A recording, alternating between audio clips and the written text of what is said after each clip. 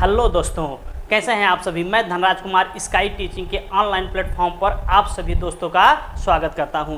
तो आइए हम एनसीईआरटी ईवीएस एनसीईआरटी का अध्ययन कर रहे थे, जो कि हमने कल काफ़ी कुछ पढ़ लिया था। उसके आगे से आप पढ़ते हैं, देखते हैं। आपको पता है कि CTET December 2024 EVS NCERT with sky teaching centre. तो आइए हम देखते हैं। यदि आप नए हैं तो हमारे चैनल को लाइक एंड सब्सक्राइब अवश्य करें और अपने दोस्तों के साथ शेयर ज़रूर करें। तो आइए हम देखते हैं हमारा अगला टॉपिक कहाँ से शुरू होता है। हमारा पहला ही टॉपिक शुरू हो रहा है भारत के प्रमुख वन्य जीव अभयारण्य एवं राष्ट्रीय उद्यान। हमारा पहला ही टॉपिक शुरू हो रहा है कि भारत के प्रमुख वन्य जीव अभयारण्य एवं राष्ट्रीय उद्यान। हमने कल के आगे से स्टार्ट करते हैं। आज हमारा पहला ही टॉपिक है कि भारत के प्रमुख वन्य जीव अभयारण्य एवं राष्ट्रीय उद्यान कौन कहाँ पे स्थित है। जिम कॉर्बेट राष्ट्रीय उद्यान जो कि उत्तराखंड में स्थित है। कंचनजंगा नेशनल पार्क कहाँ पे है, सिक्किम में है। और दुधवा राष्ट्रीय उद्यान जो कि हमारे कहाँ पे है, यूपी में है। और गिर राष्ट्रीय उद्यान कहाँ पे है, जो गुजरात में है। और वो भी एशियाई शेरों के लिए, जिसे हम बब्बर शेर के नाम से भी जाते हैं, उसका परियोजना कहाँ पे स्थित है, गिर राष्ट्रीय परियोजना कहाँ पे स्थित है, गुजरात में स्थित है। और काजीरंगा राष्ट्रीय उद्यान कहाँ पे है, असम में स्थित है। और केवलादेव या घना पक्षी उद्यान कहाँ पे है, राजस्थान पे, जो पक्षियों का स्वर्ग भी कहा जाता है। और रणथंभौर राष्ट्रीय उद्यान कहाँ पे है, राजस्थान में स्थित है। ये हमारे कुछ फैक्ट हैं जो कि एनसीईआरटी में सीधे सीधे दिया गया है। तो आइए इसके बारे में आप लोग एक बार अच्छे से पढ़ लीजिएगा। तो चलते हैं अगले स्लाइड पे। हमारा अगला स्लाइड कह रहा है कि जो राजा जी राष्ट्रीय उद्यान है वो कहाँ पे है, उत्तराखंड में है। राजा जी राष्ट्रीय उद्यान कहाँ पे है, उत्तराखंड में है। और तैरता हुआ राष्ट्रीय पार्क केबुल ताम जाओ जो कि कहाँ पे है, मणिपुर में स्थित है। और सुल्तानपुर लेक बर्ड सेंचुरी कहाँ पे है, हरियाणा में है। अभी तो चलते हैं अगले स्लाइड की तरफ। आप लोग इसको ज़रा सा केयर से देख लीजिएगा। चलते हैं अगली स्लाइड पे। हमारा अगला स्लाइड क्या कह रहा है, हमारा क्वेश्चन आ गया। इसमें आपको जो कि अभी अभी हमने आपको बताया कि इसमें क्या है, निम्नलिखित में से सही का मिलान कीजिए। एक साइड राष्ट्रीय पार्क दिया गया है, एक साइड क्या दिया गया है, भारत के राज्य दिए गए हैं। क्या जिम कॉर्बेट असम में है, क्या काजीरंगा आपका उत्तराखंड में है, रणथंभौर गुजरात में है, गिरी आपका कहाँ पे है। इसके लिए आपको मिलान करना की जो नैतिक आपको पता है। देखिए सबसे पहले तो जो नैतिक विकास का सिद्धांत है, पहले कॉर्बेट आप कहाँ पे है, उत्तराखंड में है। काजीरंगा आपको कहाँ पे है, असम में है। और रणथंभौर आपको पता होना चाहिए, राजस्थान में है। और गिर आपको पता है, गुजरात, जो एशियाई शेरों के लिए पाया जाता है। तो आपका आंसर हो गया पहले का दूसरा। पहले का दूसरा इसमें नहीं है, काट दो। इसमें नहीं है, इसमें काट दो। तो पहले का दूसरा हो जाएगा और बी का ए हो जाएगा। और यहीं से आपका मिल गया। तो हमारे पहले का दूसरा यही सही हो जाएगा। ऑप्शन नंबर 2 आपका क्या हो जाएगा, सही हो जाएगा। चलते हैं अगले क्वेश्चन की तरफ। हमारा अगला क्वेश्चन क्या कह रहा है, हमारा अगला क्वेश्चन है, हमारा अगला बारा है पेड़ पौधों प्लांट्स के बारे में। प्लांट्स क्या कह रहे हैं, ये जो पेड़ हैं, ट्री हैं, मुख्य तना इसका ट्रंक होता है। जैसे आम हो गया, बरगद हो गया, इसके जो मुख्य तना होते हैं उसको ट्रंक होता है। और ये हो गया झाड़ी, ये केंद्रीय तना नहीं होता है। जैसे गुलाब और मेहंदी हो गए, इसमें केंद्रीय तना नहीं होता है। और शाक हो गया, जैसे तना कोमल और हरा, जैसे पालक, सरसों, ये जो आपकी सब्जियां उब्जियाँ होती है वो शाक में आती हैं। और घास की आपको पता है, जो मजबूत उसके जड़ें होती हैं। और आपको विसर्पी लता जो ज़मीन पर फैले रहते हैं, जिससे आप गांव में देखते हो, कद्दू हो गया, खीरा हो गया और लौकी हो गया, ये सब क्या होते हैं, कद्दू, खरबूज, लौकी, ये सब क्या होते हैं, विसर्पी लता में आते हैं। और आरोही लता हो गया, जैसे आपका सराहा से लेकर ऊपर चढ़ना, जैसे अंगूर, करेला, मटर, ये सब किसी न किसी के सहारे किसी पर चढ़ते हैं और वहीं पर जाकर फरते हैं। चलते हैं। आप लोगों ने मटर वटर का सीजन आ रहा है, देखेंगे मटर उस पर जो आपका गेहूं या सरसों होता है उसमें बो दिया जाता है, उस पर पकड़ के वो चढ़ जाता है और उसी पे फलता है। तो आइए चलते हैं अब इसके बारे में थोड़ा सा, और अभी हम पढ़ते हैं सीड के बारे में। सीड्स यानी बीज के बारे में। बीज के बारे में क्या दिया है देखते हैं कि प्राचीन समय में बीजों को सूखी लौकी में रखकर और मिट्टी का लेप कर देते थे और नीम की पत्तियां इन्हें कीड़ों से बचाती थी। पहले के ज़माने में क्या था, इनको लौकी होता था वो सूख जाता था तो उसमें से जो उसका मटेरियल रहता, उसका बीज उज रहता था, उसको निकाल लेते थे और उसी में लोग क्या करते थे, बीज उज भर के रख देते थे और नीम की पत्तियाँ उत्तियाँ डाल देते थे ताकि इनके बीजों को कीड़े ना लग जाएँ। जैसे काली मिर्च, सौंफ, गेहूँ आदि के ये बीज होते थे। नाशपाती, भिंडी, करेला, खीरा, टमाटर, चीकू आदि में बीज होते हैं। किस में होते हैं, नाशपाती में होते हैं, भिंडी में होते हैं, करेला में होते हैं, खीरा में होते हैं, टमाटर में होते हैं और चीकू में आदि में बीज पाए जाते हैं, यानी इनके अंदर सीड्स पाए जाते हैं। और कपड़ों में बंधा हुआ बीज पानी में भिगोए गए बीज की तुलना में जल्दी से अंकुरित हो जाता है। यदि आप अब घर और पे देखते होंगे, यदि आपको कुछ चीज़ बोना है तो उसको गीले कपड़े में लपेट के रख देते हैं ताकि क्या हो, उसका वो उसमें जो उसके छोटे छोटे अंकुर है तो अंकुरित हो जाएं जल्दी और उसको थोड़ा सा उगने में मदद करता है। बीज को सही तापमान, जल और वायु की आवश्यकता होती है। यदि आपको जल और वायु सही मात्रा में मिलेगा तो जल्दी वो अंकुरित हो जाएगा। तो चलते हैं आगे, हमारा अगला स्लाइड क्या कह रहा है। हमारी अगली स्लाइड कह रही है कि सूर्य का प्रकाश हर बीज के अंकुरण के लिए जरूरी नहीं होता है। ये जो सूर्य का प्रकाश होता है, ऐसा जरूरी नहीं है कि हर बीज के अंकुरण के लिए जरूरी हो, किसी बीज के लिए वो उतना जरूरी नहीं होता है। अब बिना बीजों के उगने वाले पौधे, इसमें जो बिना बीज तो होते हैं, जैसे गुलाब हो गया, गन्ना हो गया, केला हो गया, आलू हो गया, मनी प्लांट हो गया, एलोवेरा हो गया, पाइनस हो गया और फर्न हो गया, ये सब क्या होते हैं, इनके तने को लगा दिया जाता है, इनका बीज नहीं होता है। और वहीं से आप लोग बच्चे देखते हो ना, जो गुलाब रहता है उसकी टहनी को काट कर लाते हैं और कलम करके लगा देते हैं, तो ये सब बिना बीज के होते हैं, ऐसे इनकी टहनियाँ को लगाया जाता है। तो आइए देखते हैं अगला हमारा क्या क्वेश्चन आ गया। हमारा क्वेश्चन कह रहा है कि भौतिक विशेषताओं के आधार पर कद्दू के पौधे को किसमें वर्गीकृत किया जाता है। क्या आरोही लता है, क्या झाड़ी है, या विसर्पी लता है, या शाख है। अभी हमने आपको पहले ही स्लाइड में बताया कि जो कद्दू होते हैं, लौकी होते हैं, खीरा होते हैं, ये सब ये जो ज़मीन पर ही फैल कर अपना फल देते हैं। तो ये किस में जाएगा, आपको पता है, हमें अभी आपको पहले ही स्लाइड में पढ़ाया, इसके पहले जस्ट स्लाइड में पढ़ाया। तो ये क्या हो जाएगा, विसर्पी लता हो जाएगा। आपका आंसर हो जाएगा C for Chennai is correct answer. ठीक है, चलते हैं अगले क्वेश्चन की तरफ। हमारा अगला क्वेश्चन क्या कहता है कि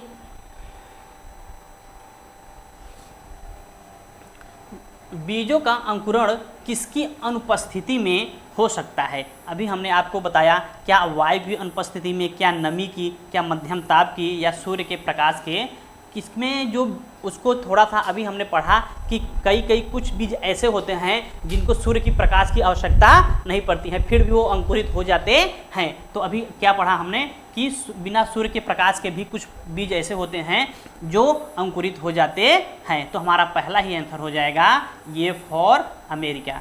ठीक है, पहला ही आंसर हो जाएगा कि बिना सूर्य के प्रकाश के बिना कुछ बीज ऐसे होते हैं जो अंकुरित हो जाते हैं। चलते हैं अगली स्लाइड की तरफ। हमारा अगली स्लाइड क्या कह रही है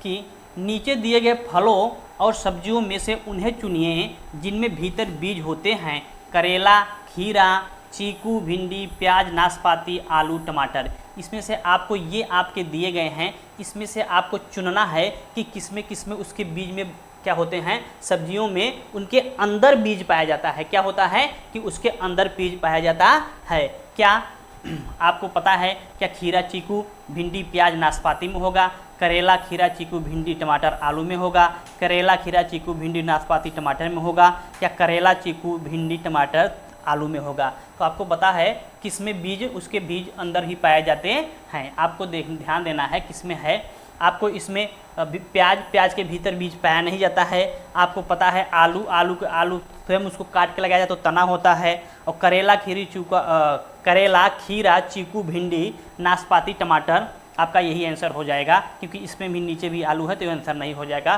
तो आपका आंसर हो जाएगा सी इज आपका करेक्ट आंसर। सॉरी, तीसरा का आंसर आपका करेक्ट हो जाएगा। चलते हैं अगले क्वेश्चन की तरफ। हमारा अगला क्वेश्चन क्या कहता है? हमारा अगला क्वेश्चन है भैया कि बिना बीजों के उगने वाले पौधे हैं। क्या सेब बिना बीज का उतरा है, पाइनस, फर्न, फ्रूंस, इसमें से कौन सा ऐसा बीज पौधा है जो बिना बीज का उगता है? तो क्या सेब है, क्या पाइनस है, क्या फर्न है, क्या प्रून्स है? इसमें से कौन सा होगा? जो अभी हम आपको पहले ही स्लाइड में, इसकी पहले वाली स्लाइड में बता चुके हैं। तो हमारा आंसर हो जाएगा ये फर्न। फर्न क्या होता है? ये बिना बीज का उगने वाला पौधा होता है। फर्न क्या होता है? बिना बीज का उगने वाला पौधा होता है। तो हमारा आंसर हो जाएगा करेक्ट थर्ड। चलते हैं अगले क्वेश्चन की तरफ। हमारा अगला, अच्छा ये लो, हमारा ये क्या है? फर्न है। क्या है बेटा? ये फर्न है। क्या है दोस्तों? ये फर्न का पौधा देख लीजिए आप, ऐसा होता है। ये देखो इधर लगा हुआ है और ये किधर लगा हुआ है। देखो ये कोई ला के अपने घर में भी लगाया है फर्न का पौधा। देखो गमले में लगा देते हैं। तो ये फर्न का पौधा होता है। ठीक है, चलते हैं अगले स्लाइड की तरफ या अगले क्वेश्चन की तरफ। हमारा अगला क्वेश्चन क्या कहता है?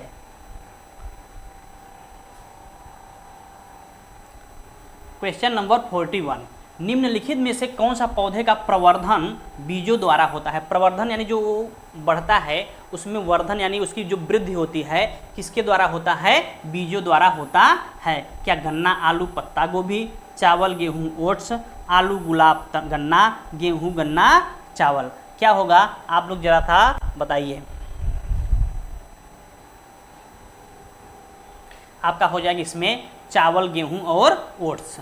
ये आपका गन्ना वन्ना जो है, आलू है, तना में आ जाएगा। तो इसलिए ये सब और गन्ना ये सब नहीं होगा। तो आपका आंसर हो जाएगा बी, सेकेंड नंबर आंसर सही हो जाएगा। जो चावल, गेहूं, ओट्स हैं, ये क्या होते हैं? पौधों प्रवर्धन बीजों द्वारा बढ़ते हैं। ठीक है, चलते हैं अगले क्वेश्चन की तरफ। हमारा अगला क्वेश्चन क्या कह रहा है? हमारा अगला क्वेश्चन आ गए भैया लुइस ब्रेल लिपि। जो ब्रेल लिपि के संस्थापक माने जाते हैं, उन्होंने मोटे कागज पर लुइस ब्रेल, इन्होंने ब्रेल लिपि को विकसित किया था। मोटे कागज पर नुकीली चीज़ों के 6 बिंदुओं को उभारना, उंगलियों से स्पर्श करते हुए पढ़ाना। ये दिव्यांग बच्चों के लिए, किसके लिए? दिव्यांग बच्चों जिसको थोड़ा दिखाई कम देता है, उनके लिए लुई ब्रेल लिपि का लुई ब्रेल लिपि को संपादित किया था। तो जैसे क्या होता है, उसमें थोड़ा सा रहता है तो उसको बच्चे उसमें थोड़ा सा नुकीला टाइप कर देते हैं। और जो थोड़ा सा दिव्यांग बच्चे होते हैं उनको स्पर्श करके उस पर उनको पता लगा लेते हैं इस पर क्या लिखा है क्या नहीं लिखा है। इसको लुइस ब्रेल ने दिया था। तो आइए देखते हैं। एक फ्रांसीसी वैज्ञानिक थे। अच्छा, इनके बारे में पूरा आपको डिटेल भी है कि क्या थे। लुई ब्रेल हैं जो कि कहाँ पे 4 जनवरी 1809 ईस्वी को 6 जनवरी 1952 के एक फ्रांसीसी शिक्षक और पढ़ने लिखने के प्राणी आविष्कारक थे। ये कहाँ थे? फ्रांसीसी वैज्ञानिक थे जिन्होंने ये लिखने पढ़ने के लिए उपयोग में लाया था दिव्यांग बच्चों के लिए। बाकी ये उनकी जानकारी उनके बारे में, उनका जन्म 1809 में हुआ था। कहाँ पे? फ्रांस में हुआ था। वो फ्रांसीसी के एक वैज्ञानिक थे। ठीक है, तो चलते हैं अगले स्लाइड पे। हमारा अगला स्लाइड क्या कह रहा है? हमारा अगला स्लाइड क्वेश्चन आ गया कि उंगलियों से छूकर एवं महसूस करके पढ़ने की क्रिया का प्रयोग उन लोगों द्वारा किया जाता है जो क्या सुन नहीं सकते हैं, क्या बोल नहीं सकते हैं, क्या छू नहीं सकते हैं या देख नहीं सकते यहाँ से पढ़ते हैं हम लोग जैसा इसके कि हमने आपको सिद्धांत की पहले आलोचना। बताया, देखिए जो लोग आलोचना है जो थोड़ा सा आज तक पूछी दिव्यांग गई है होते हैं, पेपर जिसको 1, देखने यहाँ में से कठिनाई पढ़ते हैं हम होती लोग है, इसके उन लोगों के लिए सिद्धांत ब्रेल लिपि का की सहारा लिया आलोचना। जाता देखिए है। आलोचना तो हमारा आंसर हो जाएगा, जो आज तक हमारा आंसर है फोर्थ, जो देख नहीं सकते हैं उनके लिए लुई ब्रेल का सहारा लिया जाता है, ब्रेल लिपि का उपयोग किया जाता है। ठीक है, चलते हैं अगले क्वेश्चन की तरफ। हमारा अगला क्वेश्चन क्या कह रहा है,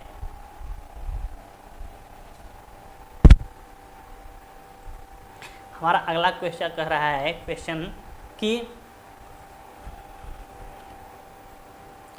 दृष्टि दोष से ग्रसित विद्यार्थियों के लिए ब्रेल लिपि को शैक्षिक सामान के रूप में प्रयोग किया जाता है। ब्रेल लिपि आधारित है, मतलब ये कितने बिंदुओं पर आधारित होता है? क्या 4 बिंदुओं पर होता है, 6 बिंदुओं पर होता है, 8 बिंदुओं पर होता है, 2 बिंदुओं पर होता है?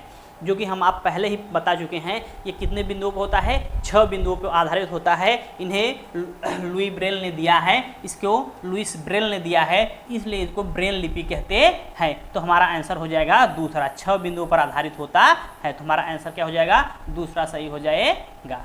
चलते हैं अगला क्वेश्चन हमारा क्या कह रहा है। अच्छा, हमारा आ गया भैया इग्लू। क्या हो गया? इग्लू। इग्लू के बारे में थोड़ा सा पढ़ लेते हैं, उसके बाद इस पर क्या करते हैं, क्वेश्चन करते हैं। हमारा इग्लू जो होता है ये बर्फीली जगहों में पाया जाता है, बर्फ़ों में पाया जाता है, और एक बहुत अच्छा सा घर बना लेता है और बर्फ़ के में रहने के लिए। और उसके अंदर देखो आपको ये दिख रहा होगा, ऐसे वो अपना घर बनाता है। ये इस्किमोज जनजातियाँ के घर हैं। किसके हैं? इस्किमोज जो जनजाति होती हैं, ये हड्डी, खाल तथा बर्फ के टुकड़े से बनता है। ये क्या होता है? हड्डी या तो कोई जानवर होता है उसके खाल का बनता है, और बर्फ के टुकड़े से मिलकर ये क्या बनता है? घर बनता है। इग्लू के अंदर की दीवार तथा फ्लोर पर सील की मछली की खाल लगाई जाती है। इग्लू के अंदर दीवारों तथा फ्लोर पर जो सील मछली होती है, इन 3 लेवल की दो लगाई जाती है। तो स्टेज तो हो गई 6 और लेवल हो गए 3। अब यहाँ से सबसे ज्यादा क्वेश्चन आपके एग्जाम में आते हैं। अब यहाँ से पढ़ते हैं थोड़ा सा डिटेल में और थोड़ा सा समझ कर, ठीक है? यहाँ से कंफर्म आपके एग्जाम में क्वेश्चन आना है। जो मोटी मोटी जानकारी थी वो सभी मैंने आपको आज की वीडियो में। बाहर बहुत ज्यादा बर्फ पड़ता है, ठंडी रहता है, इसलिए वो उसके अंदर की गर्मी को बनाए रखता है। तो ठीक है, आप लोग इग्लू के बारे में पढ़ लिए। चलते हैं कि हमारा इग्लू के बारे में कैसा क्वेश्चन आता है। अच्छा, अभी हो गया, आ गया हाउस बोट के बारे में। ये देखो हाउस बोट कैसा होता है, एक चलता फिरता घर के समान होता है ये हाउस बोट। यह लकड़ी से बना घर होता है जो पानी के ऊपर तैरता रहता है। ये घर कश्मीर और केरल में पाए जाते हैं। कहाँ पाए जाते हैं? कश्मीर में और केरल में पाए जाते हैं। इसको आप चलता फिरता घर भी कह सकते हो। इसके अंदर सब कुछ सामग्री पाई जाती है, खाने की, पीने की, रहने की, सब कुछ पाया जाता है। ये ज़्यादातर कश्मीर और केरल में पाए जाते हैं। कहाँ पाए जाते हैं भैया? कश्मीर और केरल में पाए जाते हैं। तो चलते हैं आगे। हमारा आगे की स्लाइड क्या कह रही है? तो आएगी, ठीक है? तो पहला लेवल है आपका प्री कन्वेंशनल लेवल। अब इसकी 2 स्टेज आ गया, थोड़ा सा इसके बारे में अध्ययन कर लेते हैं। के बारे में उसके बाद देखिए आप लोग चलते हैं। तो पहली स्टेज है यह पहियों पर व्हील पर एक घर होता है। ये देखो आपका लगा है, ये ऐसे होता है। ये पहले के आपके ज़माने में आपको लोग ट्रैक्टर देखे हैं, उसी पे क्या होता है, वो तंबू वंबू लगा के एकदम घर के नुमा बना लेते हैं, और वो चलता फिरता घर होता है जिसे एक गाड़ी से खींचा जाता है। और यह एक प्रकार का ट्रोलर होता है। क्या होता है? ट्रोलर होता है। क्या होता है भैया? ट्रोलर होता है, जिसमें रहने की सुविधाएं होती हैं। आप इसमें देख रहे हो कितना बढ़िया घर बना है। इसमें आप बढ़िया से मकान वकान, खिड़की उड़की सब लगाए हैं। आप इसमें क्या कर सकते हैं? रह सकते हैं। और ये इसको लगा के एक साइड से एक जगह से दूसरी जगह खींच लिया जाता है। जो आप गाँव में देखते हो ना, ट्रैक्टर देखते हो, ट्राली में लगा कर तो खींचते हैं, वैसे ही होता है। देखो इधर एक ट्रैक्टर टाइप का लगा भी है। तो ये किस पे होता है? व्हील, यानी पहियों पर होता है। तो चलो इसको क्या बोलते हैं? कारवां बोलते हैं या केरेवन बोलते हैं। ठीक है, क्या बोलते हैं? कारवां बोलते हैं या केरेवन बोलते हैं। तो चलते हैं आगे की तरफ।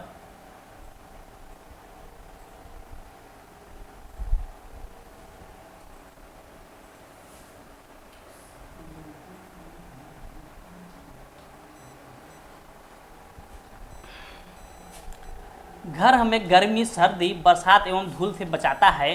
कारवां, जो कारवां होता है वो किस पर एक घर होता है? क्या पहियों पर होता है, नाव पे होता है, बर्फ होता है, रेल की पटरियों पर होता है? जैसा कि हमने आपको पहले ही स्लाइड पे पढ़ाया कि ये पहियों पर होता है। किस पे होता है? पहियों पर होता है। तो हमारा पहला वैसा मैं तुम्हारे साथ करूंगा, जैसे को तैसे की अवस्था। चलते हैं अगले क्वेश्चन की तरफ। हमारा अगला क्वेश्चन क्या कह रहा है? ठीक है, तो एस्किमो जनजाति इग्लू के बारे में है। तुम्हारे साथ करूंगा। तो जैसे कि अपने घर पर की अवस्था इसको कहा जाता है। घर इग्लू का निर्माण आप लोग अपने स्कूल तो इसका क्या कारण है? तैसे की इंडिविजुअली जनजाति के लोग होते हैं वो इग्लू जो होते हैं वो बर्फ पर क्यों निर्माण करते हैं? ध्रुवीय क्षेत्रों में केवल बर्फ ही उपलब्ध है। क्या ऐसा है? ध्रुवीय क्षेत्रों में केवल बर्फ ही बर्फ है चारों साइड। क्या बर्फ ठंडी हवा और पानी को अंदर नहीं आने देती है? बर्फ की दीवारों के बीच मौजूद हवा की अंदर गर्मी को बाहर जाने से रोकती है? क्या बर्फ मुफ्त में मिलती है? अन्य सामग्री की कीमत अधिक होती है? क्या सही हो जाएगा? क्या सही हो जाएगा? आप लोग जरा सा आंसर करिए।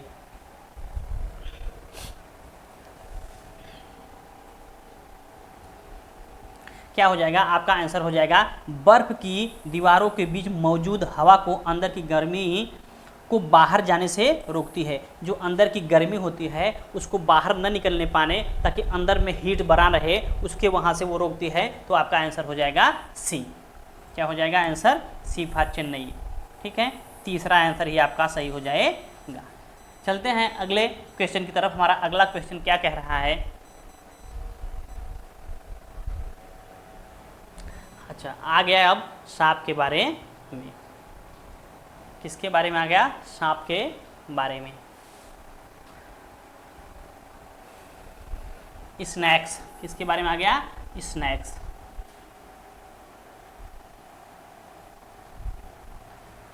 हमारे देश में 4 तरह के जहरीले सांप पाए जाते हैं। कितने तरह के पाए जाते हैं? 4 तरह के जहरीले सांप पाए जाते हैं, जिनमें से नाग है, एक करैत है, एक दुबोइया है तथा एक अफाई नाम का सांप है।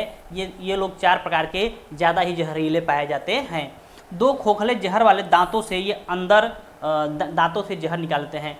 जो इनके 2 खोखले दांत होते हैं उसी से क्या करते हैं? अपने जहर को, पॉइजन को निकालते हैं। जहर से बचने के लिए सीरम, क्या है? सीरम। ये बहुत इंपॉर्टेंट है क्योंकि आपके क्वेश्चन में वो आपको कथन दे दिया जाएगा कि किससे सीरम से दवाई बनती है कि नहीं बनती है। तो आप लोग ध्यान दीजिएगा, किससे? सीरम से दवा बनती है। किससे बनती है? सीरम से। और आपको सांप के बाहरी कान नहीं होते हैं। ये जो कंपन करता है शरीर पे, जो बीन उन बजाते हैं ना, तो जो कहीं पे जो जमीन में रहता कंपन करता है उससे इनको आवाज सुनाई देती है। इनके कान नहीं होते, बाहरी कान नहीं होते हैं। ये सिर्फ कान क्या करते हैं? कंपन से। कंपन से पहली स्टेज है जिसमें जो तो कि गुड बॉय, ये जमीन पर कंपन को ही देखो। अभी ये है कि ये जमीन पर कंपन को ही सुन पाते हैं। और सपेरों को काल जो होती है आपकी वेलिया भी कहते हैं। जो सपेरा होते हैं, 2 स्टेज के बारे में पढ़िए आप लोग। बजाकर क्या करते हैं? पहली स्टेज है जिसमें गांव हम देखो जो होती है आपकी खेला वाला दिखाने के लिए आ जाते हैं और 2 स्टेज के बारे में रहते हैं अनेक प्रकार का। तो उसको क्या बोलते हैं? सपेरों को क्या बोलते हैं? काल वेलिया बोलते हैं। हालांकि आजकल काफ़ी कम हो गए हैं। पहले के ज़माने में ज़्यादा आते थे, फिर भी कहीं न कहीं आते रहते हैं।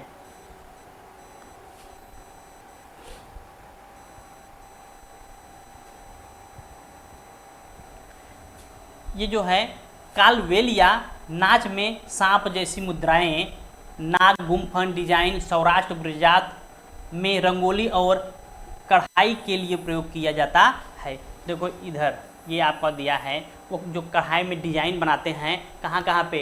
नाग गुम्फन का बनाते हैं डिजाइन, एक सौराष्ट्र हो गया, गुजरात हो गया, में रंगोली और कढ़ाई के लिए प्रयोग किया जाता है। वो चित्रकारी के लिए, जैसे मधुबनी का एक आर्ट प्रसिद्ध है, ऐसे ये भी इसका बनाते हैं सांपों का। ठीक है, चलते हैं आगे पढ़ते हैं।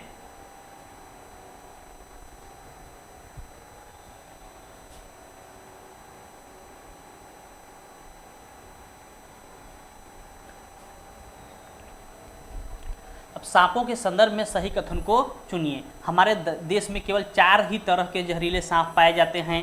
आपको आंसर चूज करना है। नाग कोबरा जहरीले सांपों का एक प्रकार है। जहरीले सांप के 4 खोखले दांत होते हैं। जब सांप किसी व्यक्ति को काटता है तो जहर इन खोखले दांतों से उनके शरीर में चला जाता है। क्या सांप के कांटे की दवाई सांप के जहर से ही बनाई जाती है? क्या कहता है जो सांप काटता है तो उसके जहर की जो दवा है उसी से बनाई जाती है? ऐसा आपका क्वेश्चन कह रहा है। तो आपका आंसर क्या हो जाएगा, आप लोग जरा सा बताइए।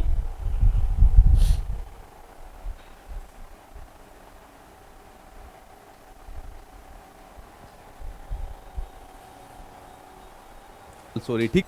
हमारे देश में केवल 4 तरह के तीसरा और लास्ट लेवल के जहरीले सांप देखिए, तीसरा और लास्ट लेवल बचा है, इसके ऊपर आप लोग नजर डालिए। 4 प्रकार के जहरीले सांप पाए जाते हैं, ये बिल्कुल सही है। और क्या हो गया, नाग कोबरा जहरीले सांपों का एक प्रकार। नाग कोबरा जहरीले सांपों का एक प्रकार है। ऐसा कोबरा के बारे में हमने तो नहीं पढ़ा। तो जहरीले सांपों के 4 खोखले दांत होते हैं, ये बिल्कुल आपने पढ़ा। और सांप के काटने की दवाई सांप से बनती है, तो आपका बी गलत हो जाएगा। तो आंसर हो जाएगा ए, सी और डी। ए, सी और डी।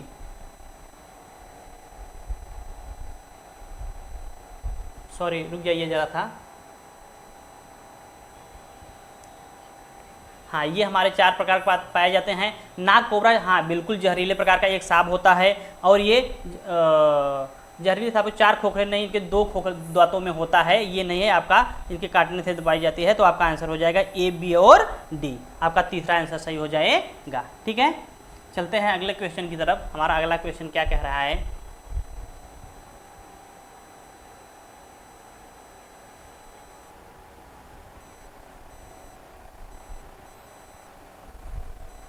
निम्नलिखित में कौन सा डिजाइन सौराष्ट्र गुजरात के रंगोली और कढ़ाई के लिए प्रयोग किया जाता है? निम्नलिखित में से कौन सा डिजाइन सौराष्ट्र गुजरात में रंगोली और कढ़ाई के लिए प्रयोग किया जाता है? क्या समझ गए? चौकपूर्णा, इसकी जो लास्ट आपकी जो स्टेज है, मंदाना या आरीपन। अभी हमने क्या पढ़ा, जो नाग गुम्फन होता है वो सौराष्ट्र के गुजरात के सौराष्ट्र जगह पे सौराष्ट्र जिले में होती है। सॉरी, ये आपका नाग गुम्फन। ठीक है, आपका दूसरा ही आंसर सही लास्ट स्टेज। चलते हैं अगले क्वेश्चन की तरफ। हमारा अगला क्वेश्चन क्या कह रहा है, यूनिवर्सल। अब इसकी जो लास्ट आपकी जो स्टेज है, वो लास्ट स्टेज आपकी यूनिवर्सल। अच्छा, बीन पार्टी के बाजे। ये जो हमारे बाजे होते हैं क्या होते हैं, एक बीन हो गया, एक तुम्बा हो गया, एक खंजरी हो गया। और ये बाजे सूखी सूखी लौकी की भी बनाए जाते हैं। जो बीन ऊन होता है और तुम्बा होता है, खंजरी होता है, आप लोग देखते हो ये जो लौकी सूख जाती है तो क्या करते हैं, उसी से बनाते हैं।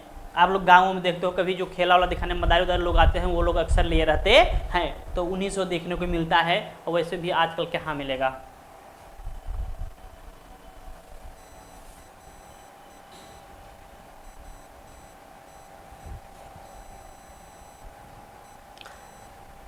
निम्नलिखित में से कौन सा वाद्य यंत्रों का प्रयोग बीन के मंडली में होता है? किसके मंडली में होता है? बीन की, मुरली की, सारंगी तथा ढोल का, मुरली, तुम्बा, बीन तथा खजरी का, और तुम्बा, बीन, खजरी तथा ढोल का। कहने का क्या मतलब है, ये वाद्य यानी बजाने के यंत्रों में किया जाता है। क्या बीन हो गया, सारंगी हो, मुरली तथा खंजरी। तो आपका इसमें से क्या आंसर हो जाएगा, जरा आप लोग बताइए। इसका हो जाएगा तुम्बा, बीन, खजरी तथा ढोल का प्रयोग किया जाता है वाद्य यंत्रों में बजाने के लिए। ठीक है, चलते हैं अगले क्वेश्चन की तरफ। हमारा अगला क्वेश्चन क्या कह रहा है, अब आ गए हमारे किसान के मित्र। केचुआ को किसान का मित्र भी कहा जाता है।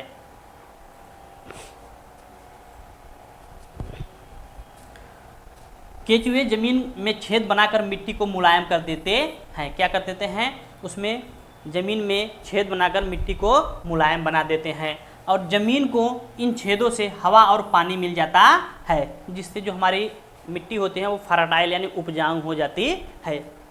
केचुए मृत पत्तियों और पौधे को खा जाते हैं। जो वहाँ पे क्या होते हैं, पौधे जो मरी मरी पत्तियाँ होती हैं, सूखी पत्तियाँ होती हैं, उसको क्या करते हैं, खा जाते हैं। इनके मल से ज़मीन उपजाऊ बनती है। ये जो मल मूत्र करते हैं उससे क्या होती है, ज़मीन फर्टाइल बन जाती है, यानी उपजाऊ बन जाती है। केचुए को किसान का मित्र माना जाता है। जैसा हमने पहले बताया, ये आपका यूपी टेट में क्वेश्चन काफ़ी पुटअप होता है कि किसको किसान का मित्र कहा जाता है, क्या दीमक को कहा जाता है, केचुए को कहा जाता है, तो आपको आंसर केचुआ करना है। और केचुए को किसान का मित्र माना जाता है। और वर्मी कंपोस्ट को वर्मी कल्चर या केचुआ पालन भी कहा जाता है। केचुआ पालन को क्या बोलता है, वर्मी कल्चर बोला जाता है। ठीक है, ये केचुआ के बारे में कुछ फैक्ट था, तो चलते हैं आगे। ठीक है,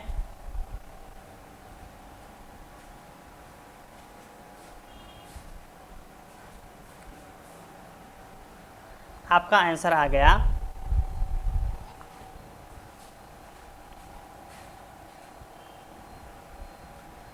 केचुए के बारे में निम्न में से कथनों पर विचार कीजिए कि क्या कह रहा है। केचुआ खेत में छेद बनाते हैं और वायु को जल के मृदा तक पहुंचने के लिए आसान रास्ता प्रदान करते हैं। केचुआ खेत में छेद बनाकर जमीन को पोली कर देते हैं, उनको छेद बना देते हैं। और केचुए मुख्य फसल को खरपतवार से बचाते हैं। केचुआ का मल मृदा को उर्वरा यानी उपजाऊ फर्टाइल बनाता है। इसमें से कौन सा आंसर हो जाएगा, इसमें से कौन सा कथन सही है? क्या ए बी है, ए सी और डी है, और या तो ए बी सी है या ए बी डी है? इसमें से कौन सा सही हो जाएगा, आप लोग जरा सा बताइए।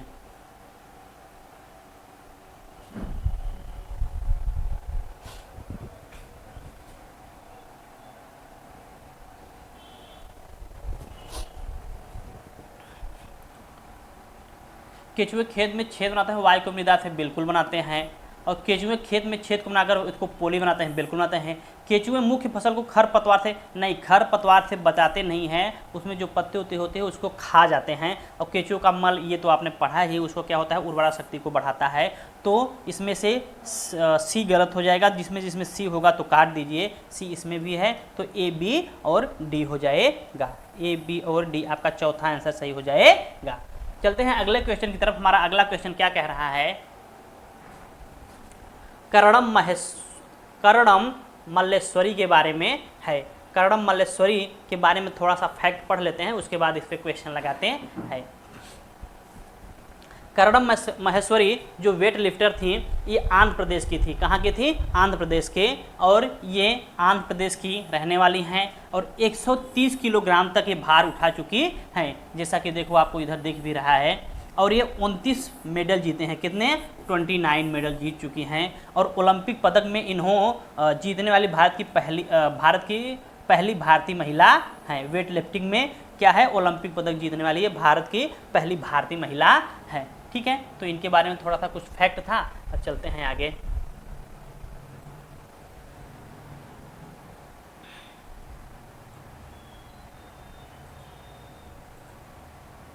क्वेश्चन नंबर 50, पाठ हु तू तू, ये एनसीईआरटी का एक चैप्टर का नाम है। क्या नाम है? हु तू तू में जो कर्णम मल्लेश्वरी हैं, ये किससे संबंधित है? क्या ये मुक्केबाज हैं, ये एक व्यापारी हैं, या ये एक भारोत्तोलक हैं, या एक हॉकी हैं? ये क्या हैं? अभी जैसे हमने बताओ, ये या क्या हैं? ये एक वेट लिफ्टर हैं, जो कि हमने आपको पहले ही बता दिया। तो आपका तीसरा नंबर सही हो जाएगा। ठीक है, चलते हैं अगले क्वेश्चन की तरफ। हमारा अगला क्वेश्चन क्या कह रहा है? अच्छा, अब आ गया भैया कि कौन कितना, जो जानवर होते हैं वो कितने घंटे की नींद लेते हैं। कितने घंटे आप लोग सोते हो? 12 घंटा, 14 घंटा, 16 घंटा, आप लोग कितना सोते हैं? ज़रा कमेंट करके बताइए। तो ये जो गाय है वो कितने घंटे सोती है? 4 घंटे। जो हमारे अजगर देवता हैं वो कितने घंटे? 18 घंटे सोते हैं। जो जिराफ है वो सिर्फ 2 ही घंटे सोता है। और ये जो बिल्ली मौसी है, ये कितने घंटे सोती है? 12 घंटे सोती है। कितने घंटे सोती है? 12 आवर्स। ठीक है, तो जानवरों की नींद होती है। आगे चलते हैं, हमारा अगला स्लाइड क्या कह रहा है।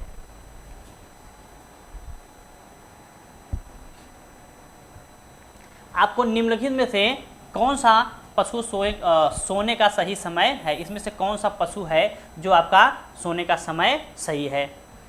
बिल्ली 10 घंटे, अजगर 12 घंटे, गाय 4 घंटे, जिराफ 6 घंटे। इसमें से कौन सा सही है। ठीक है, आपको हमने बताया। आपको यदि नहीं समझ में आ रहा है तो हम आपको पहले स्लाइड पे लेकर चलते हैं। आप एक बार फिर से देख लीजिए कि जो गाय है वो कितने घंटे सोती है, 4 घंटे सोती है। कितने घंटे सोती है, 4 घंटे। अजगर 18 घंटे, जिराफ 2 घंटे और बिल्ली 12 घंटे सोती है। तो गाय कितने घंटे सोती है, 4 घंटे सोती है। तो विवेक आप गए नहीं? आपका इसमें सर जो वो बिल्ली है ये 12 बेटी का घंटे सोती टूर्नामेंट था है, ना आज? अजगर नहीं है। जो गाय है ये 4 घंटे मीटिंग है सोती सर। है। तो आपका आंसर हो जाएगा अब जाओ। सी, तीसरा आंसर हो जाएगा। जाओ। चलते हैं अगले क्वेश्चन की फोटो तरफ। जरूर खींचना। हमारा अगला क्वेश्चन क्या कह रहा है। behavior. At stage 1, जानवरों we का make moral शिकार। judgments based on क्या है? obedience and जानवरों punishment. का शिकार। Finn's sense जो of good or गैंडे bad को सींग के लिए, ये जो इसके इधर से सींग है उसके लिए होता है। शेर, मगरमच्छ is directly linked शेर, to whether he gets मगरमच्छ, punished or not. सांप और उनकी Finn खाल के sees लिए what is मार happening दिया to his जाता है। friend जो and शेर wants होते to हैं, help. मगरमच्छ होते हैं और सांप होते हैं, उनका खाल के लिए उसको क्या करते हैं, उसको किल कर देते हैं, मार देते हैं। और हाथी को उसके दांत के लिए, ये उनके दांत इधर इधर दिखाए हैं, उसके जो वाइट वाइट होते हैं ये बड़े बड़े दांत दिखाया जाते हैं, उसको के लिए उसको मार देते हैं। और कस्तूरी को हिरन की खुशबू के लिए मारा जाता है। जो कस्तूरी होता है हिरन को, उसके खुशबू, उसके नाभि में कस्तूरी नाम का पाया जाता है। कस्तूरी मृग कुंडल बसे, आपको पता है ना कबीरदास जी का दोहा। ठीक है, चलते हैं आगे। अब वन्य जीव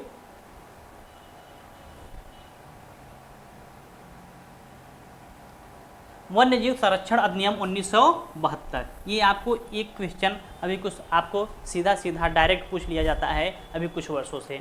जो वन संरक्षण अधिनियम है ये 1972 में पारित हुआ था। ये एक कानून है जो भारत में वन्य प्राणियों, पक्षियों को और पौधों को संरक्षण के लिए पारित किया गया है। किसके लिए? वन्य के प्राणियों के लिए, पक्षियों के लिए, पौधों के लिए, उनके संरक्षण, उसको देखभाल के लिए। इस कानून के तहत कुछ प्रजातियों को संरक्षित अनुसूचियों में शामिल किया गया है जिसके शिकार, संग्रहण, कब्जा या व्यापार पर प्रतिबंधित है। कहने का मतलब ये है, आप जंगल में आप वन्य जीव संरक्षण अधिनियम 1972 में लागू किया गया था, तो आप ऐसे जीव जंतुओं को, जंगली जीव जंतुओं को ऐसे डायरेक्ट मार नहीं सकते, उसका शिकार नहीं कर सकते हैं। इवन वहाँ के जो पेड़ पौधे होते हैं उनको भी आप काट उठ नहीं सकते हो। इसी अधिनियम के अनुसार ही कोई व्यक्ति सांप को भी पकड़ कर रख नहीं सकता है। जो सांप होते हैं वो लोग भी इसको पकड़ कर रख नहीं सकते हैं 1972 अधिनियम के तहत। ठीक है, तो ये कुछ आपका फैक्ट हो गया। चलते हैं आगे। ठीक है,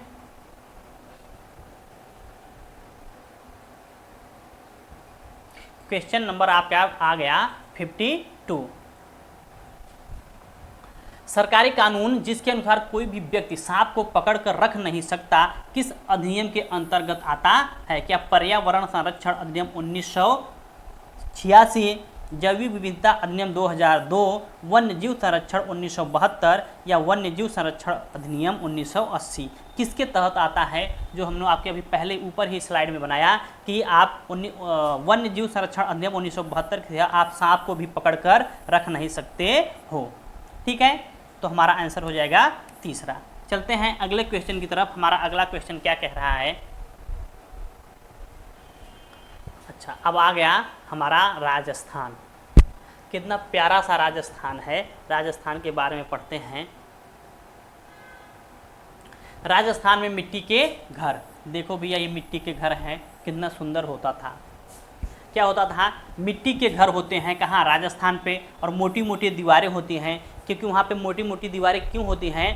क्योंकि वहाँ पे थोड़ा सा गर्मी ज़्यादा पड़ती है। गर्मी से बचने के लिए मिट्टी के घर बनाए जाते हैं ताकि उसमें थोड़ा सा ठंडक बनी रहे।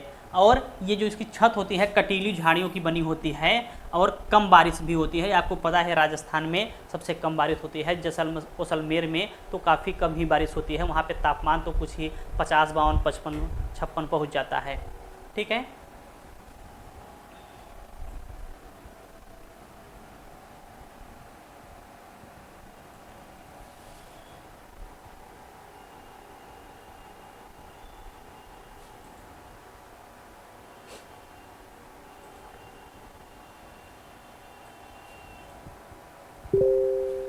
किसी पर्यटक के द्वारा नीचे दिए गए विवरण पर विचार कीजिए। कोई पर्यटक है, उसके बारे में विचार करना है आपको। इसमें से कौन था?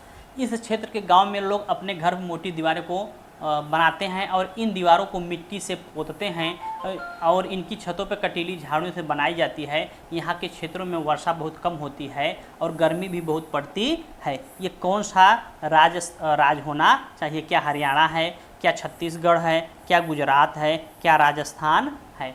हमने आपको पहले ही बताया कि इसका ऐसी जो विशेषता मिले तो कौन सा राज्य हो जाएगा? राजस्थान हो जाएगा। ऐसा नंबर आपका 4th हो जाएगा। ठीक है, राजस्थान के बारे में बताया गया है। चलते हैं अगले स्लाइड पर। अब आ गया भैया स्लॉथ। ये जो स्लॉथ है, ये स्लॉथ महोदय हैं, ये उल्टा लटकते होते हैं और ये भालू के जैसे होते हैं। कैसे होते हैं?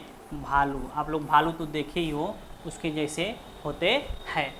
ये स्लॉथ क्या होता है? स्लॉथ भालू की तरह दिखाई देते हैं। दिन में करीब ये कितने घंटे? 24 घंटों में 17 घंटे सोते हैं और पेड़ों पर उल्टे लटक के सोते हैं। कैसे सोते हैं? उल्टे लटक के सोते हैं। इनका अजीबोगरीब स्टाइल ही है। और 40 वर्ष के अपने जीवन काल में सिर्फ 8 पेड़ पौधे पर ये घूमते हैं। कहने का मतलब है ये बहुत आलसी किस्म के होते हैं। एक बार जिस पेड़ पे चढ़ गए तो उसी पे रहेंगे, उसी की पत्ती उत्ती खाएंगे और खाएंगे पिएंगे, ऐश करेंगे और किसी दूसरे पेड़ पे जाना पसंद नहीं करते हैं। हम लोगों की जैसा आलसी हैं। ये सप्ताह में एक बार ही शौच के लिए पेड़ों से नीचे उतरते हैं। हफ्ते में एक बार शौच के लिए पेड़ों से नीचे उतरते हैं और जिस पेड़ में रहते हैं उसी के पत्ते खाकर अपना पेट भर लेते हैं। इधर देखो, जिस पेड़ पे रहते हैं वहीं पे अपना खाएंगे पिएंगे, मौज मस्ती वहीं मनाएंगे। ठीक है,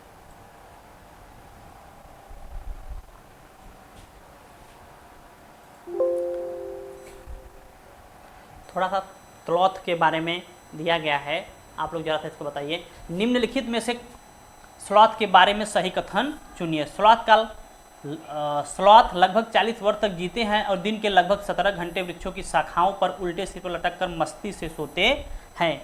ये क्या है? स्लॉथ लगभग 10 वर्ष तक जीते हैं। अभी आपने ऐसा 10 वर्ष तो तुरंत ही गलत काट दो।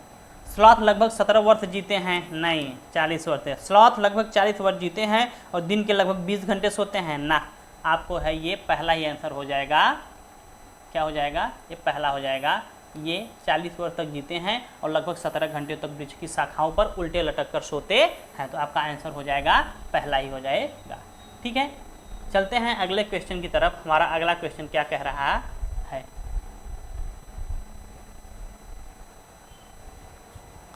सामाजिक कीट। ठीक है,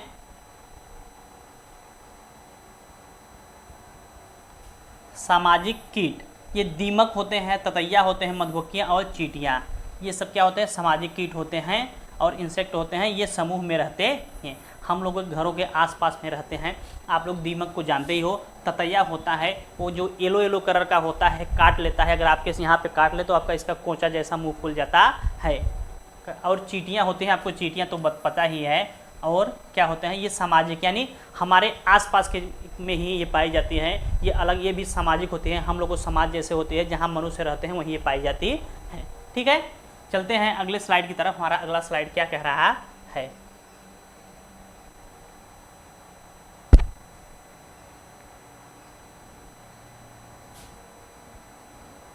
निम्नलिखित में से कौन सा कीट समूह में रहते हैं और उन सभी को विशिष्ट भूमिकाएं में बटी हुई हैं? क्या मधुमक्खी हैं, चींटियां हैं, मकड़ी हैं, ततैया, दीमक, चींटियां हैं, और क्या चींटियां हैं, मच्छर है, मकड़ी है, मधुमक्खी घरों में पाई जाने वाली मक्खी या दीमक? ऐसा कौन सा जोड़ा है, कौन से तीनों हैं जो कहाँ सामाजिक मतलब समूह में यानी समाज में पाई जाती है? तो भी आपने पहले ही पढ़ा क्या क्या है कि ततैया है, दीमक है और जो चींटियां हैं ये सब समूह में पाई जाती हैं। तो आपका आंसर हो जाएगा 2।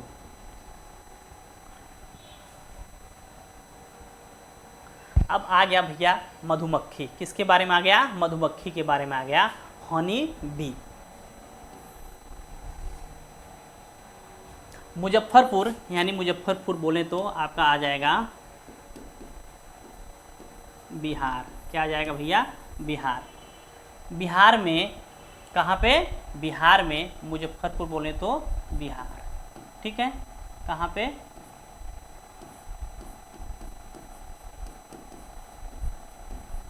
बिहार में।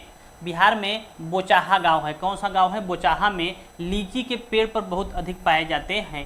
ये जो मधुमक्खी हैं लीची के पेड़ पे कहाँ पाए जाते हैं? मुजफ्फरपुर के बोचाहा गांव में। लीची के फूल मधुमक्खी को आकर्षित करते हैं, मधुमक्खियों को अपनी तरह खींचते हैं और अक्टूबर से दिसंबर तक मधुमक्खी के अंडे देने का समय होता है। कहाँ से कब तक? अक्टूबर से लेकर दिसंबर तक होता है, जो कि अभी ये समय पीरियड आपका चल भी रहा है। और इसकी खेती को क्या बोलते हैं? एपीकल्चर बोलते हैं। मधुमक्खी पालन को क्या बोलते हैं? मधुमक्खी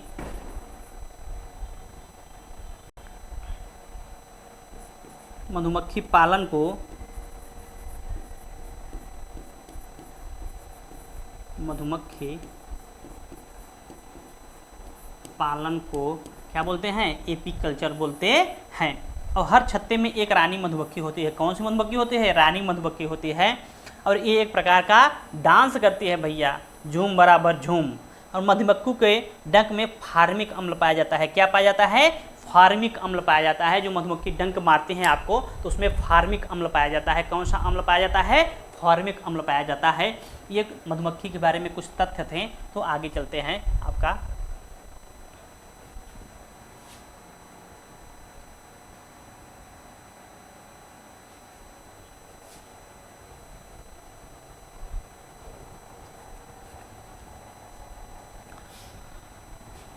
कि निम्न मधुमक्खियों के छत्तों में मधुमक्खियों के बारे में निम्नलिखित कौन सा कथन सही नहीं है? भैया आपको सही नहीं, जैसे सही नहीं दिखे आपको थोड़ा सा अलर्ट हो जाना है, ठीक है। तो केवल रानी मधुमक्खी ही अंडे देती है, क्या ये सही नहीं है? श्रमिक मक्खी काम करने वाले नर को मक्खी होती हैं। छत्ते में कुछ नर ही मक्खियाँ होती हैं। छत्ते में केवल एक ही रानी मधुमक्खी होती है। आपने अभी क्या पढ़ा? क्या होता है? इसका कौन सा सही नहीं है? तो आपको बताना है इसमें कौन सा सही नहीं है। ये जो श्रमिक मक्खी काम करने वाली नर मक्खी होती है, ऐसा कुछ नहीं होती है। आपका आंसर हो जाएगा सेकंड, गलत हो जाएगा। और वही सही हो जाएगा क्योंकि हमसे पूछा गलत है, इसलिए गलत वाला ही सही हो जाएगा। चलते हैं अगले क्वेश्चन की तरफ। हमारा अगला क्वेश्चन क्या हो गया? आते हैं रेशम का कीड़ा। क्या आ गया भैया? रेशम का कीड़ा। देखो कीड़ा ऐसे होते हैं रेशम। ये अपनी मादा को उसी गंध से कई किलोमीटर दूर तक ही पहचान लेते हैं। क्या होता है?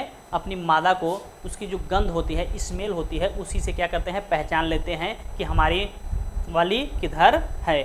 उधर को उनको तुरंत पता हो जाता है कि हमारी वाली इधर गई है या इधर गई है, किस दिशा में गई हुई है, तो वो उसे पहचान लेते हैं उसके गंध से ही, ठीक है।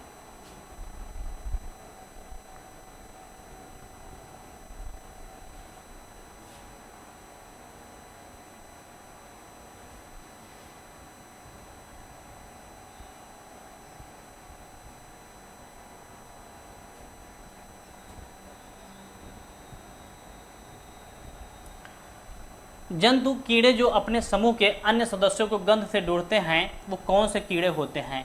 क्या बाज, पक्षी, चमगादड़, चीड़ होता है, चील होता है? रेशम का कीड़ा चींटी मक्खी या चींटी मधुमक्खी रेशम का कीड़ा होता है? मधुमक्खी चमगादड़ या कुत्ता होता है? तो आपको पता है ये कौन सा होते हैं। जब आप लोग देखते हो ना चींटी उटी जाती है तो ऐसे जहाँ से जाती है तो उसके पीछे पीछे पीछे पीछे पीछे पीछे पीछे एक एक चींटियाँ उसके पीछे ही लाइन में कतार में लगकर चली जाती हैं, तो एक भी वो भी क्या होता है? स्मेल छोड़ता है। तो आपका आंसर हो जाएगा चींटी, मधुमक्खी और रेशम का कीड़ा। आपका तीसरा नंबर सही हो जाएगा, ठीक है।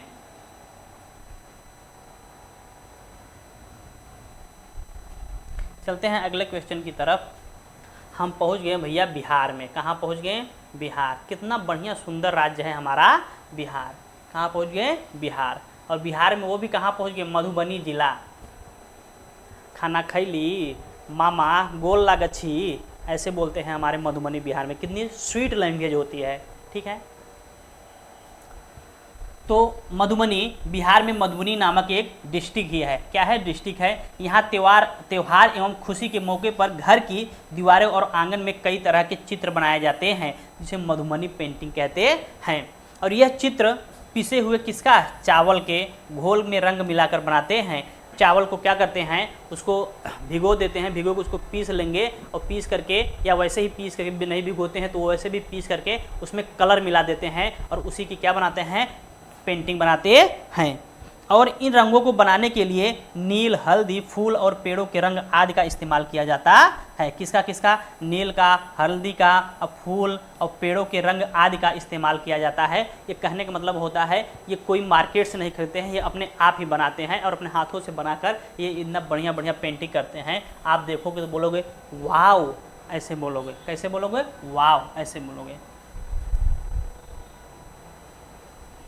ठीक है, तो हमारा क्वेश्चन आ गया,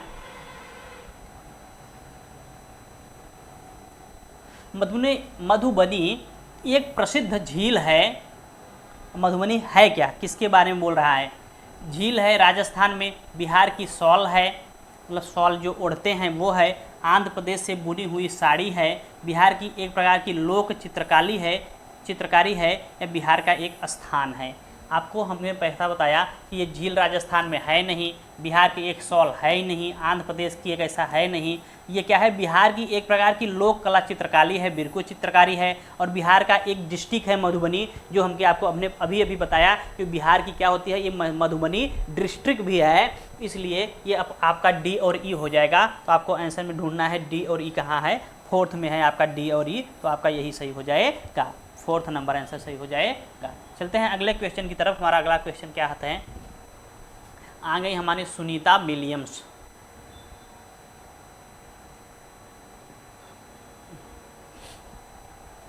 कौन आ गया भैया, सुनीता विलियम्स।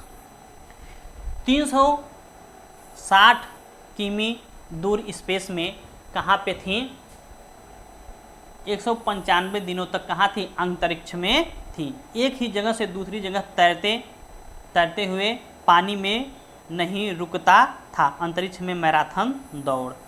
ये इनके बारे में थोड़ा सा कुछ फैक्ट है। अब देखते हैं इनके बारे में क्या क्वेश्चन कह रहा है।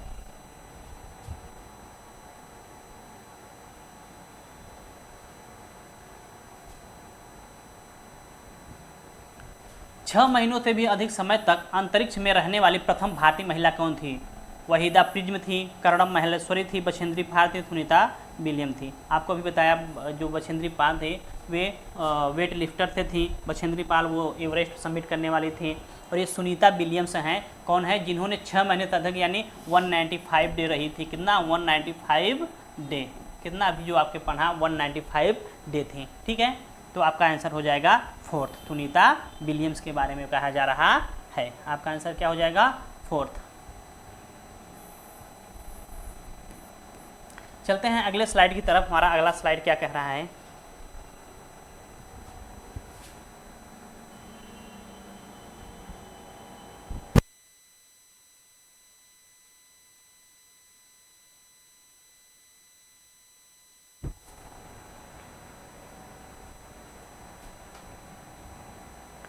केंद्र शासित प्रदेश तथा उसकी राजधानी। अंडमान निकोबार, उसकी जो राजधानी है पोर्ट ब्लेयर है। चंडीगढ़ की आपको चंडीगढ़ ही है। दादर नगर हवेली और दमन दीव की दमन में है। और क्या है, दिल्ली की आपको पता है, दिल्ली है, एक केंद्र शासित प्रदेश है। लक्षद्वीप, कारावती, पुदुचेरी की पुदुचेरी ही है। जम्मू कश्मीर की श्रीनगर गर्मी और जम्मू कश्मीर सर्दी, श्रीनगर में थोड़ी बहुत गर्मी रहती है। हाँ, और लद्दाख का आपका लेह लद्दाख में है, ये इसका लेह ही है। ठीक है, अभी प्रेजेंट टाइम में आपको थोड़ा सा कमेंट करिए कि कितने केंद्र शासित प्रदेश हैं और कितने वैसे प्रदेश हैं, कितने केंद्र शासित राज्य हैं, केंद्र शासित राज्य हैं और कितना वैसे ही राज्य हैं। ठीक है, आप लोग ज़रा सा कमेंट करिए। ठीक है, चलते हैं अगले स्लाइड की तरफ। हमारा अगला स्लाइड क्या कह रहा है,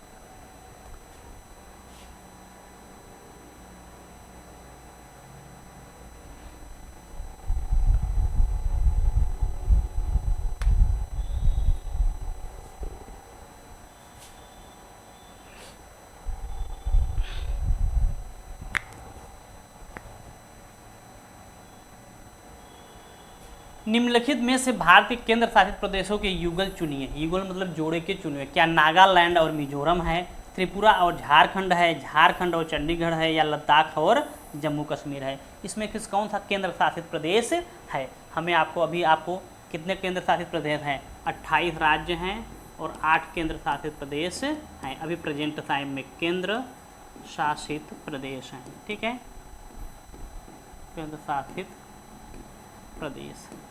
ठीक है, हमारा आंसर हो जाएगा 4th, लद्दाख और जम्मू कश्मीर अभी यही है। चलते हैं अगले स्लाइड की तरफ। हमारा अगला स्लाइड क्या कह रहा है? अच्छा, हमारा अगला स्लाइड आज के लिए बस इतना ही रखते हैं। तब तक के लिए देखते रहिए, पढ़ते रहिए और मुस्कुराते रहिए। यदि आप चैनल पे नए हैं तो हमारे चैनल को सब्सक्राइब कीजिए, लाइक कीजिए और अपने दोस्तों के साथ शेयर भी करिए। तब तक के लिए जय Hind. Thank you for watching.